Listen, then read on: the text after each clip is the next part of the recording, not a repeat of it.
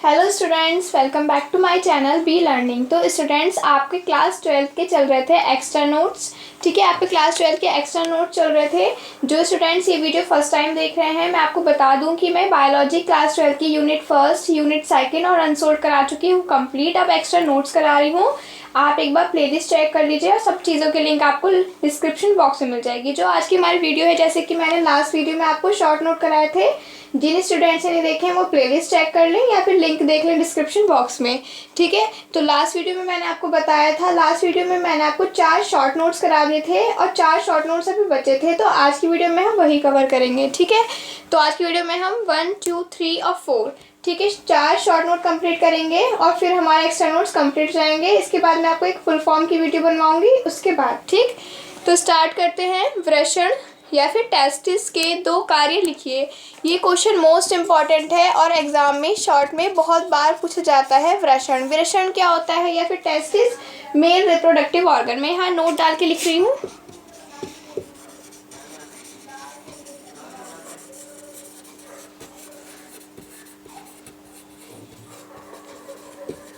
Male reproductive organ अगर आपसे कोई पूछे तो आप बताएंगे टेस्टिस, जिसे हिंदी में बोलते हैं वृषण।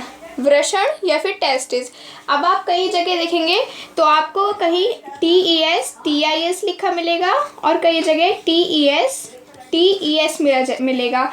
तो कुछ स्टूडेंट सोचते हैं कि कौन सी स्पेलिंग सही है, TIS या फिर TES। तो आप ये बात ध्यान रखेंगे, जहाँ TIS आ रहा है वो सिंगुलर के लिए बात हो रही है, मतलब केवल एक टेस्टिस की बात हो रही है। अगर TES आ रहा है तो प्लूरल की बात हो रही है। ठीक है, तो ये आप याद रखेंगे। अगर TIS आ रहा है तो सिंगुलर की बात हो रही है, मतलब केवल एक टेस्टिस की बात हो रही है। और TES जहाँ I की जगह E आ रहा है वहाँ प्लूरल, मतलब बहुत सारे टेस्टिस की बात हो रही है। तो कभी कभी क्या है, एग्जामिनर आपसे ये भी पूछ सकता है कि टेस्टिस में TIS और TES में क्या डिफरेंस है, कौन सी स्पेलिंग सही है। तो आपको बताना है कि स्पेलिंग दोनों सही है, बस TIS सिंगुलर के लिए लिखते हैं और TES प्लूरल के लिए लिखते हैं। ठीक है, और टेस्टिस हिंदी में बोलते हैं वृषण। और वृषण होते क्या है, मेल रिप्रोडक्टिव ऑर्गन, मेल का जनन तंत्र या फिर मेल रिप्रोडक्टिव ऑर्गन जिसे बोलते हैं टेस्टिस। तो क्वेश्चन में पूछा है कि वृषण या फिर टेस्टिस के 2 कार्य लिखिए।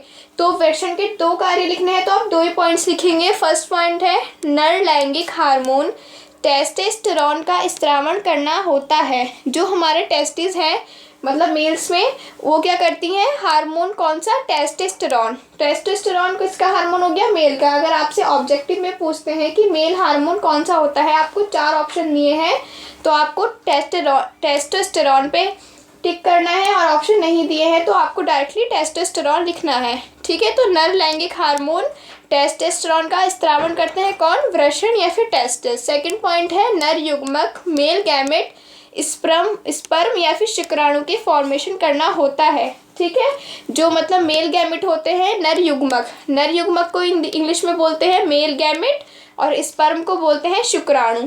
तो टेस्टिस के 2 वर्क हो गए, एक तो वो मेल हार्मोन टेस्टोस्टेरोन का स्त्रावण कर रहा है और स्पर्म का फॉर्मेशन कर रहा है, फॉर्मेशन या फिर उत्पन्न कर रहा है। ठीक, सेकंड क्वेश्चन है सर्टोली कोशिकाएं पर टिप्पणी करो। ये बहुत ज़्यादा मोस्ट इम्पॉर्टेंट क्वेश्चन है, कई बार पूछा गया है एग्जाम में कि सर्टोली कोशिकाओं पर टिप्पणी करो। ठीक है, तो वृषण की शुक्र नलिकाओं में अवलंबन कोशिकाओं या फिर सपोर्टिंग सेल्स या सर्टोली कोशिकाएं परिवर्धनशील स्पर्म सेल को पोषण प्रदान करती हैं। ठीक है, तो सर्टोली की सेल्स क्या होती हैं कि जो वृषण की शुक्र जनन नलिकाएं हैं, शुक्र नलिकाओं में अवलंबन। कुछ स्टूडेंट्स मुझे कमेंट करते हैं कि मैम आप इंग्लिश में बहुत ज़्यादा बताती हो, हिंदी में कम। अब आप ये देखो, सपोर्टिंग सेल्स को हिंदी में अवलंबन कोशिकाएं कह रहे हैं। अब आप खुद देखो, अवलंबन कोशिकाएं आप एक बार को भूल जाओगे एग्जाम में, लेकिन आप इंग्लिश में याद करोगे सपोर्टिंग सेल या फिर सर्टोली कोशिकाओं को इंग्लिश में भी सर्टोली की कोशिकाएं या फिर सर्टोली सेल्स ही लिखा जाएगा। तो आप इंग्लिश में ज़्यादा याद करा करो टर्म्स, क्योंकि इंग्लिश में होती हैं ईजी और हिंदी में देखो अवलंबन कोशिकाएं, इतना बड़ा वर्ड है लेकिन हिंदी में सपोर्टिंग सेल्स, सपोर्ट वर्ड हम नॉर्मली बोलते हैं तो इसलिए हम भूलते नहीं है सपोर्टिंग सेल्स। तो हमारी जो सर्टोली की सेल्स क्या कर रही हैं, इनका मेन वर्क क्या है, जो टेस्टिस के अंदर स्पर्म की फॉर्मेशन हो रही है उसको पोषण प्रदान कौन कर रही हैं? सर्टोली की कोशिकाएं। तो सर्टोली की कोशिकाओं का मेन वर्क क्या हो गया? जो टेस्टिस के अंदर स्पर्म बन रहे हैं उनको पोषण, उनको न्यूट्रिशन प्रदान कर रही है कौन? सर्टोली कोशिकाएं। और ये क्वेश्चन बहुत इंपॉर्टेंट है और बहुत बार आप आंसर उठा के देखोगे तो बहुत बार पूछा गया है कि सर्टोली कोशिकाओं पर टिप्पणी करो, या फिर ये पूछ लेगा कि सर्टोली कोशिकाओं का वर्ग क्या होता है। तो जो सपोर्टिंग सेल्स की तरह होती हैं, क्यों? क्योंकि ये स्पर्म को न्यूट्रिशन प्रदान कर रही हैं। नेक्स्ट क्वेश्चन है आपका, विदलन व समसूत्री विभाजन में अंतर बताइए। विदलन को इंग्लिश में कहते हैं क्लेवेज और समसूत्री विभाजन माइटोटिक डिवीजन। समसूत्री विभाजन मैंने आपको डिटेल में पढ़ा रखा है, क्लास 11 की आप प्लेलिस्ट चेक कर सकते हैं, सेल डिवीजन। तो विदलन में फर्स्ट पॉइंट है, विदलन युग्मनज जायगोट में होता है, जबकि समसूत्री विभाजन ये दैहिक सेल्स में होता है। अब जायगोट क्या होता है? मैंने आपको chapter first and chapter second जितने भी रिप्रोडक्टिव या फिर जनन वाले चैप्टर्स हैं, आप लिंक देख लीजिए, डिस्क्रिप्शन बॉक्स में मिल जाएगी, उसमें आपको डिटेल में पता चल जाएगा कि जायगोट होता क्या है। लेकिन मैं आपको शॉर्ट में फिर भी बता देती हूँ। हमारा मेल गैमेट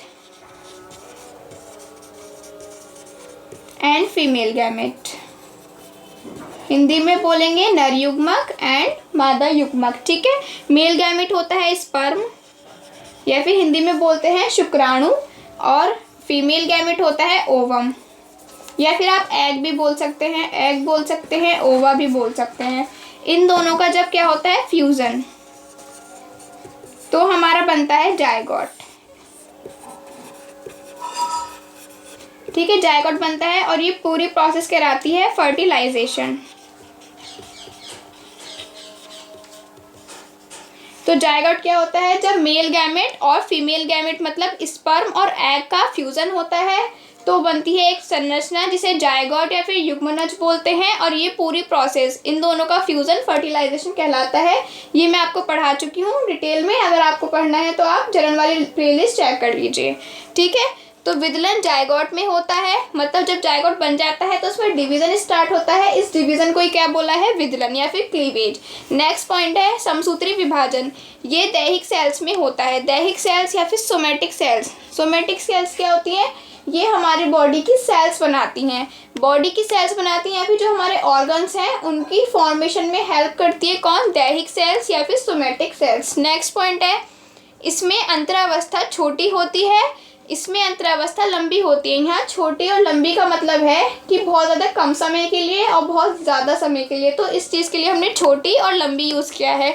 तो अंतरावस्था क्या होती है कि जब कोई भी सेल डिवीज़न कर रही है, ठीक है, कोई भी सेल डिवीज़न कर रही है तो वो थोड़े टाइम के लिए रेस्ट करती है, उसकी जो रेस्टिंग टाइम होता है उसको ही हम बोलते हैं अंतरावस्था, क्योंकि उसे आगे फर्दर डिवीज़न करना होता है, उसे दोबारा डिवीज़न करना होता है, तो उसके लिए वो थोड़ा सा रेस्ट करती है, तो इस रेस्टिंग पीरियड को ही हम बोलते हैं अंतरावस्था।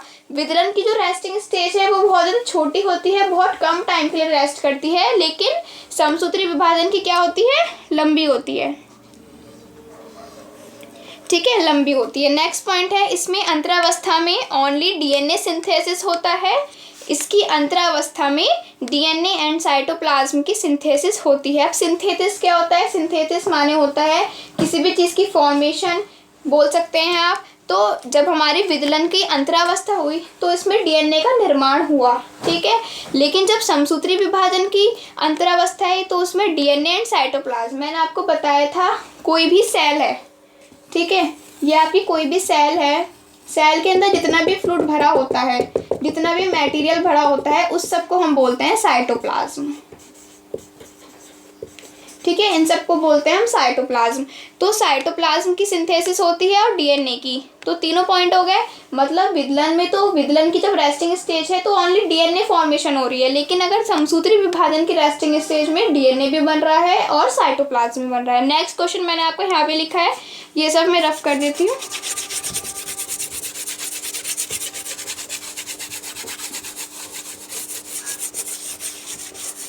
ठीक है, नेक्स्ट क्वेश्चन है इंपॉर्टेंट, वंशागति का क्रोमोसोमवाद किसने दिया था? मतलब वंशागति का क्रोमोसोम का वाद जो था किसने दिया था, या फिर सिद्धांत। ये आपका क्वेश्चन बहुत बार पूछा जाता है कि वंशागति का जो क्रोमोसोमल थ्योरी थी या फिर सिद्धांत था वो किसने दिया था। तो वंशागति का गुणसूत्र या क्रोमोसोमवाद, गुणसूत्र बोलते हैं हिंदी में, देखो गुणसूत्र होता है हिंदी में, और क्रोमोसोम इसे इंग्लिश में बोलते हैं।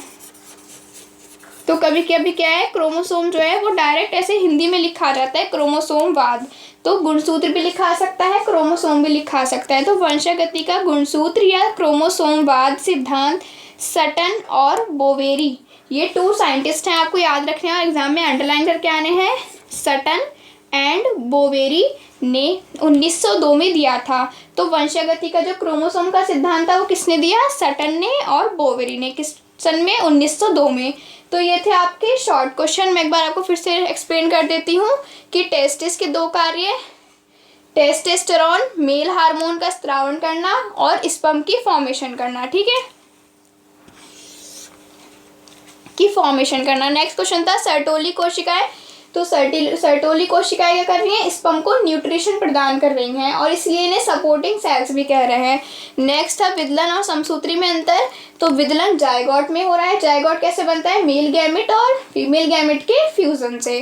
नेक्स्ट ये सोमेटिक सेल्स या फिर दैहिक कोशिकाओं में हो रहा है क्या, समसूत्री विभाजन। इसमें नेक्स्ट पॉइंट था, इसमें अंतरावस्था छोटी होती है, इसमें अंतरावस्था लंबी होती है। छोटी लंबी ये कम समय के लिए होती है, ये बहुत अधिक लंबी समय के लिए होती है। इसमें अंतरावस्था में ओनली डीएनए सिंथेसिस, मैं सिंथेसिस का मतलब लिख देती हूँ यहाँ, निर्माण, सिंथेसिस, फॉर्मेशन, निर्माण, आप कुछ भी लिख सकते हैं, ठीक है। तो विदलन में ओनली डीएनए का निर्माण हो रहा है, जबकि समसूत्री विभाजन में डीएनए के साथ साइटोप्लाज्म, साइटोप्लाज्म सेल के अंदर जितना भी फ्लूइड भरा होता है मटेरियल, वो सब साइटोप्लाज्म कहलाता है। क्वेश्चन 4 था वंशागति का क्रोमोसोमवाद किसने दिया था, तो और ये दोनों चीज़ें आप अंडरलाइन करके आएंगे कलर्ड पेन से, ठीक है।